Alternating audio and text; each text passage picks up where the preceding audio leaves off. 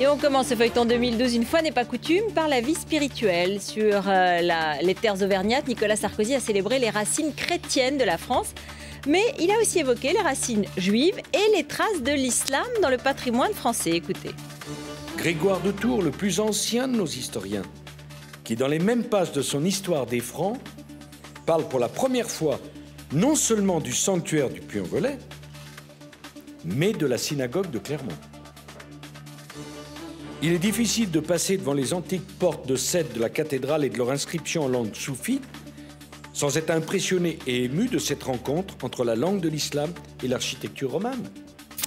Nicolas Sarkozy préserve donc les apparences, mais on sent bien que l'époque est au durcissement sur l'islam. Alors que Xavier Darcos avait laissé la décision à l'appréciation des enseignants, Luc Châtel vient de trancher. Les mamans portant le voile ne pourront pas accompagner leurs enfants en sortie scolaire.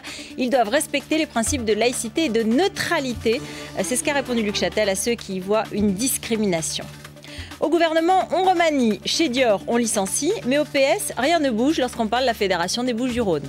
Après le rapport au vitriol rendu par Arnaud Montebourg sur le patron de la puissante fédération, Jean-Noël Guérini, Montebourg dénonce un système féodal reposant sur la peur, des pressions exercées sur les élus, des menaces physiques. Eh bien, Martine Aubry décide de ne pas réagir. Il est vrai que les cantonales ont lieu très bientôt et c'est un enjeu important dans le département. Être chef de parti n'est décidément pas de tout repos. Le maire socialiste de Lyon, Gérard Collomb, n'a pas été tendre ce matin avec Martine Aubry sur BFM TV. Il a clairement critiqué le programme qu'elle a commencé de dévoiler depuis hier.